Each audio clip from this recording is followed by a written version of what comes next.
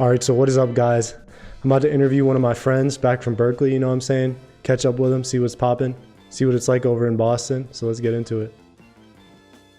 Yo, what's popping, Benji? What's good? What's good with you? What's going on, Gino? How are you? I'm good, man. I'm good. How's your day going? It's the first warm day here in Boston since a long time, and I was on the court. It was good. Uh, Playing some basketball? yeah, man. That's crazy. That's crazy. What else did you do today?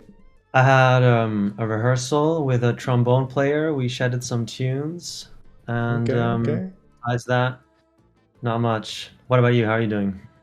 You know, just chilling over here in Cleveland. You know, just working, trying to get some interviews done. You know, get this, Mm, see what's popping with the scene. You know what I'm saying? But you know, I've been knowing you for about 3 years now. You know what I'm saying? Like, it's been yeah. it's been a fat minute, bro. So what would you say like what's new since the last time I saw you? Ooh, what is new? Well, I'm about to graduate. Are we setting this up like me talking about myself? I'm a Berkeley student.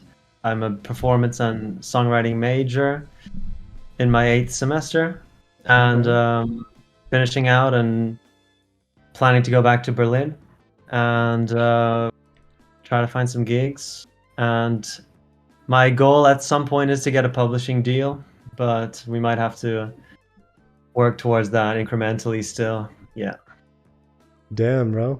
You're gonna go back to Germany? I didn't even know that. Yeah, due to things in America being as they are with the visa process, it's pretty much my decision to not do the two options. They're not very good. I don't know if we want to get into all that, but yeah, I could talk a long time about it. Wait. So you have to get a work visa after you graduate to stay or something like that, right? Yeah. What are the two options? So you can do an artist visa or you can do an H-1B, which is a work visa. And both of them are tough to do as a performer. The artist visa is possible. You know, you have to prove that you're somebody that is sort of note or something, as they worded, where you literally can bring your Instagram followers and it's newspaper articles and places you've performed. It's really a big thing of making yourself look as important as possible. And but the main issue is that you have to be able to prove for 3 years in advance that you're going to make non-marginal income, which is something around, the lawyer was saying, 30,000 a year. And then you have an American liaison who is he's your agent, and he needs to, and basically he's standing in for you and he's proving to the government that you're making all that money and you're doing this and that, and you so it's really not that easy to get. I mean, at some point, I would love to maybe be in the position where I would have as much work and as much stuff where I could internationally coordinate it, that I could have that all that work in the US. I mean, if you land a tour, or if you um yeah, if you get some sort of work with a label. I mean, the artist visa, if you get it signed somewhere, they take care of it. They have a whole department at that, at labels, for internationals. But yeah, as of now, that's not So if what's you happening. but so if you got like 30K a year like from streams or something like that, you could still get the artist visa. That would probably work, right? Or no? Is it? Well, It has to be streams made. are passive income. I'm not sure if that would count. Yeah, Dang, that sounds super hard. yeah, So yeah. you It would don't have to have. be some American company paying for your work. Somehow.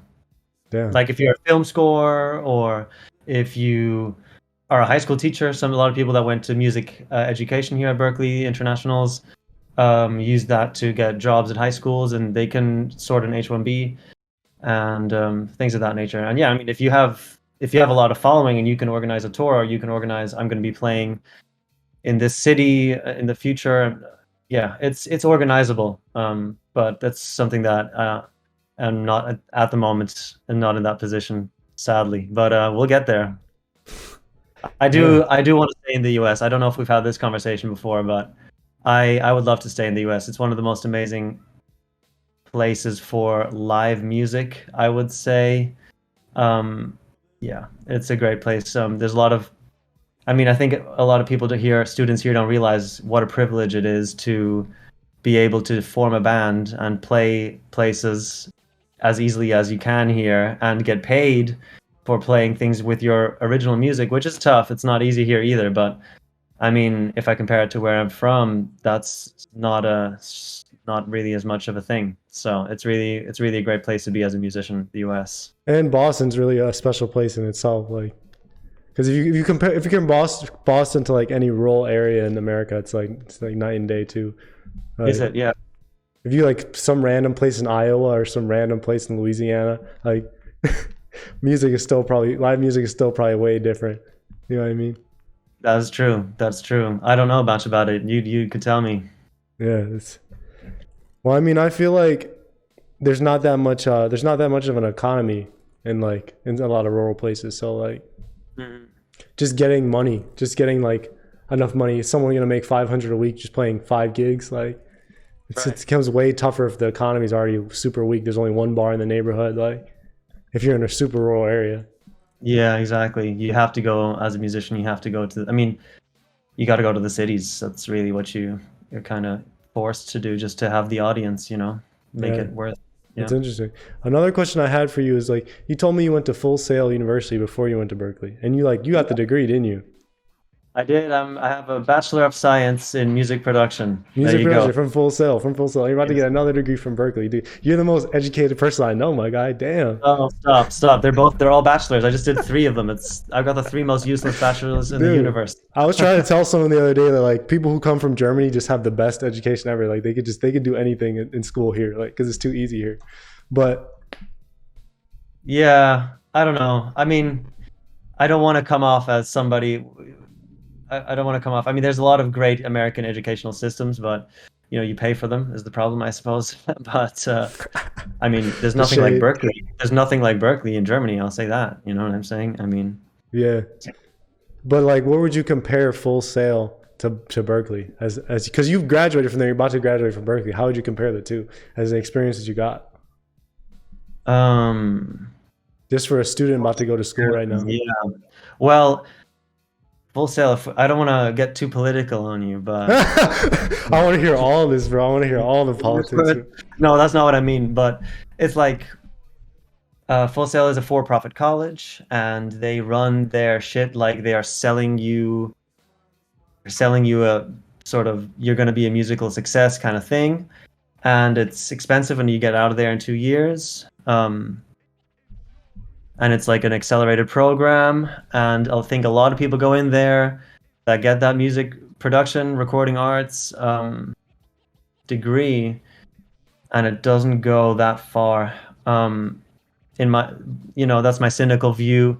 They kind of sell you like you're gonna, they sell you the music dream a little bit, and at the same time, Full Sail has a lot to offer, and they do have a huge career development department which connects you to jobs, and so if I guess those jobs were just ones that I wasn't interested in, it's very like you are in the technological side of the industry, and you have, let's say, I mean, lots of people, we learned how to do ADR and Foley and uh, a lot of recording arts kind of things. I mean, yeah, and we did a bunch of movie scoring in more of a um, electronic, or what do they call them, in either hybrid, where we did MIDI and I mean, music for media is a lot what you learn to do, and mixing as a trade where you're online establishing your own business. That was the kind of stuff that they were doing.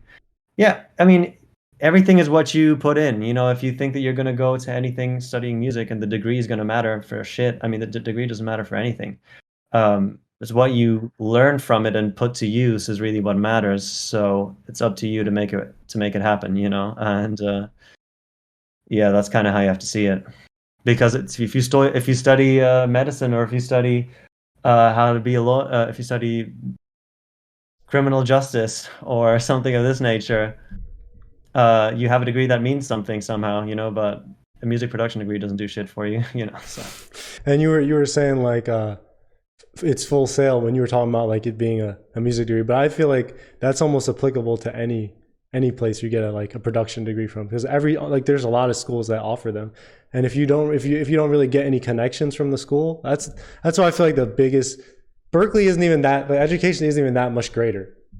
I feel like I learned more from the students there than I did from any teachers. But it's like the network. That's a controversial opinion, Gino. Really? Yeah, dude. What do you mean? Like, remember Ivan? How do you get him on here? To be honest, Yeah, he's in LA. He's in LA now and shit. But like, dude, like, just sitting down and like hearing different people's perspective on the mix. Oh, where should the snare sit in the mix? And then comparing it to actual tracks and shit, other tracks. Like, oh, the snare's sitting right here, and the snare's sitting right here. You like. It's for one, it's a creative process. So like, it's all subjective. It's really all subjective. But like getting like at certain production programs in America, you're like, there's like you and two other dudes. You're the small F. You're like there's like maybe 5 of you in the production program altogether or something. I feel like, how is that Full Sail? Yeah, I mean, like, because like a lot of schools provide production programs, like a lot.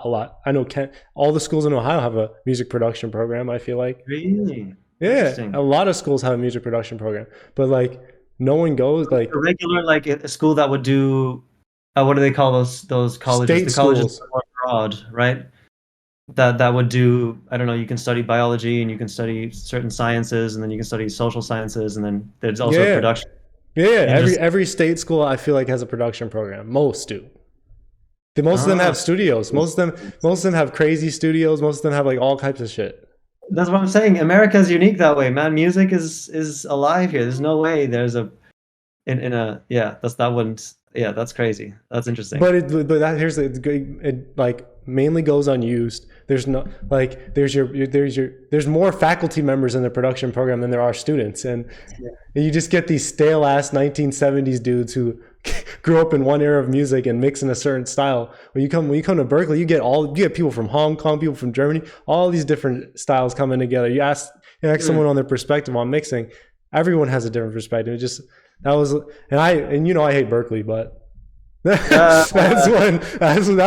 was one perk, bro. The students, man. That was like the biggest. That was a big. But like to get on further with like another question I got for you, bro. Because I know you got places to be. I know you're a busy guy. It's hard to get you, man. It's hard to get you to sit. You're so booked, man. This man's so booked, man. He has so much work in music, man. He can't sit him for more than an hour, man. But sadly, not work, Gino. It's college work. So I'm not getting paid. I'm paying to do this. That's the sad reality right here. But what does production mean to you as someone who's produced at Full Sail and Berkeley? Well, I think that if we're gonna go with this academic angle, I think that a little bit when you are the ideal producer role in my head is producing an artist that has, a strong idea in mind of what they want to do, and you don't interfere with that. You know what I mean? It's not like you're really because a lot of producer has a lot of different contexts, and in some contexts you are making the beat or you're making music or you're writing with them and writing chords and making the production, putting it together. But ideally,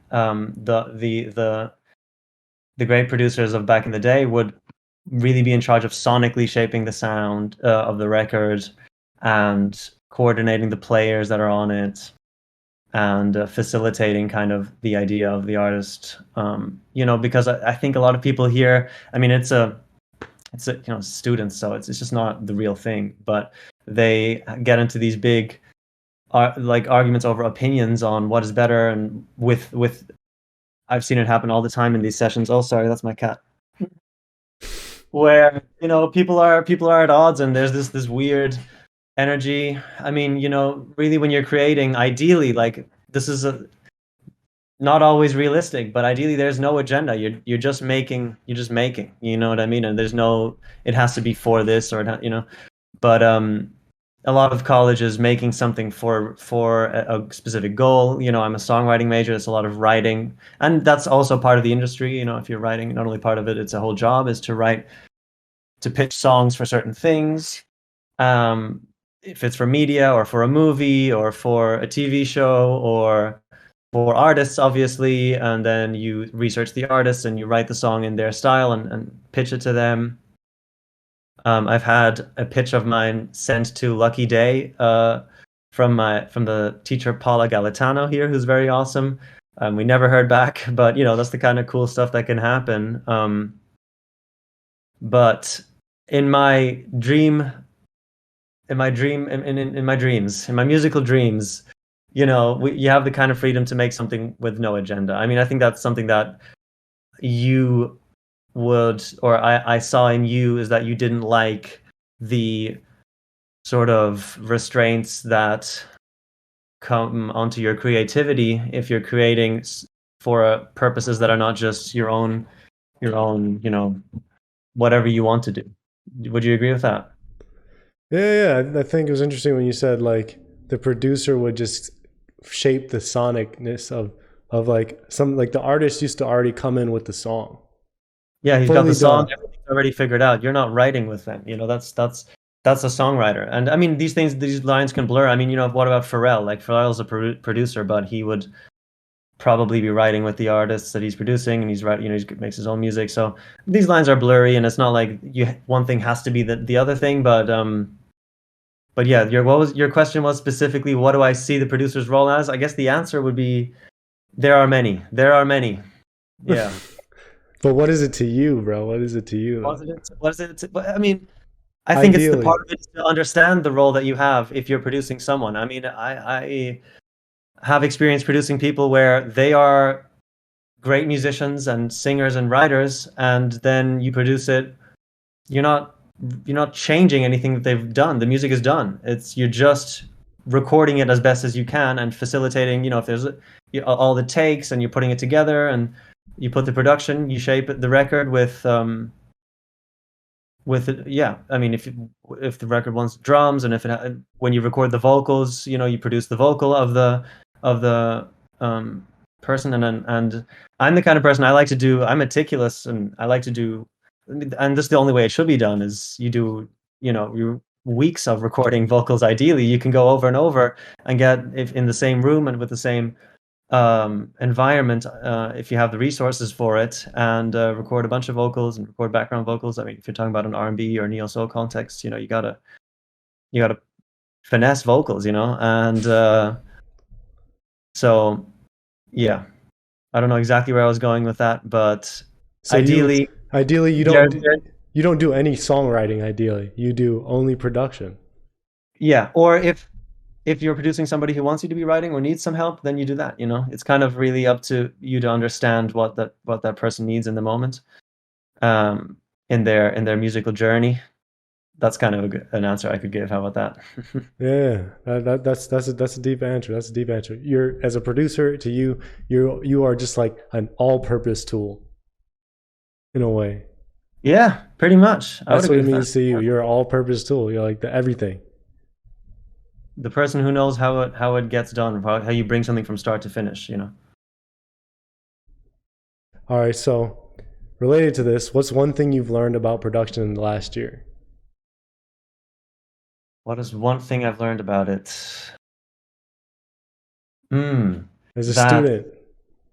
Yeah, as well, never mind as a student, I would say just as somebody observing other people producing, is that there's many ways to get to bake the cake or whatever. There are lots of different ways that people get to a result, and it's pretty cool how some shit, that there are rules that you are taught, and you shouldn't do this, you shouldn't do that, and they're not in music. They're meant to be broken, and obviously some things just don't sound good, but sometimes that's also good. I mean, depending on the context, you can pull off anything you want. So point being, I've seen lots of people who are not like super knowledgeable about production or whatever the fuck, put together beats and put together tracks of themselves that sound really, really great, and they're not doing what you should be doing, whatever that's supposed to mean. You know what I mean? So that's something I learned. That's like almost applicable to any art.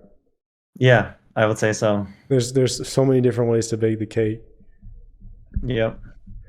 Well, how did the pandemic affect your process? In life, everything. Like, just or just school? However you want to take that question, bro. How the pandemic? um, I'm not sure. Um, I know it's been a long it time. made me see. How about this? How about this? It made me see the long view a little bit better. It made me see that whatever you want to do, it's okay if it takes time. If it takes time for wherever you want to go, it makes you two parts. It's like appreciating where you're at and understanding that So it gave you. wherever you want to go, there's plenty of time to get there. So That's do you feel is like that a good enough answer?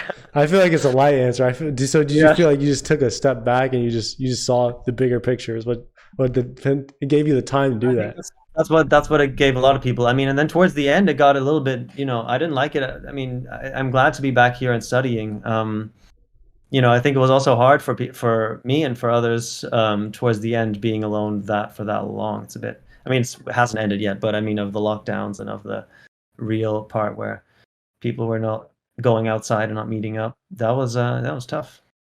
How was it for you? Oh, dude.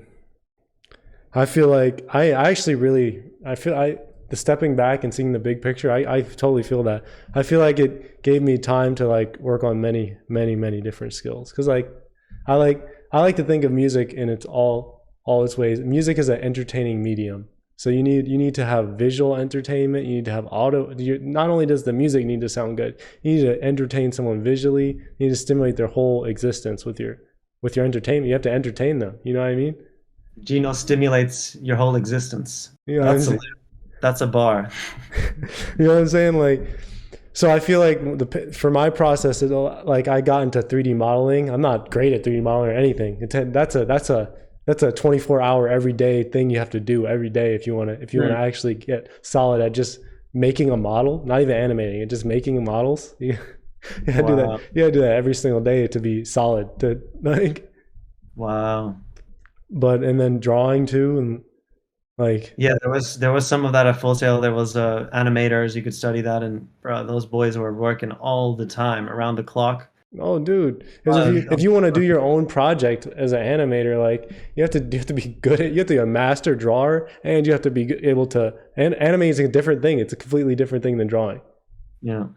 And you have to. You're almost also like a director, because if you're doing your own project, you have to storyboard. You have to do all that. Creative directors are really, like, people think it's a pointless position, but if someone's done every type of art, them being the creative director of a crazy project, you know what I'm saying? Like, it's important to have someone who's cultured in all the arts, as a creative director or something, Yeah. to see the really big picture. You know what I mean? Like some of these music videos, man. You know what I'm saying? Like, You like them or you don't? I love them. Some of the animated music videos, like some of the shit you be seeing on Adult Swim and shit. Love that Yeah. shit. I like La Rosalia's music videos. Have you seen hers? They're No. killing. I'm more messed with like the surfer rock type dudes. You know what I'm saying? Oh, yeah, you like the indie, yeah. You know what I'm saying? But I know what you're saying. what's next on the pipeline for you though, Benji? I know you produced two different people on Spotify, and I know you're thinking about going, huh? Oh, repeat that. Sorry. I said I know you produced two people in the past that are out on Spotify and stuff, and I didn't know. I just heard that you're planning on going back to Berlin, but like, what's your next art? What are you gonna do as a producer? What's Benji's next big move as a producer? Or maybe you're gonna do something else, man. Who knows? Well, let me talk specifically first. We're going to drop. I should know the date, but I believe it's March, in the middle of March.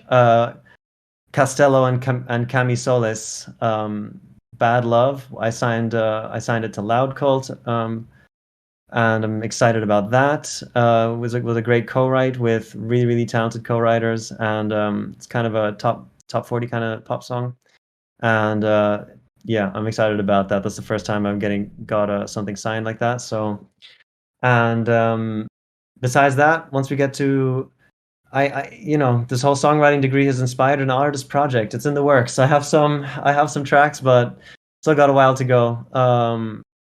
So I'm definitely looking to at least put together an EP that is my own.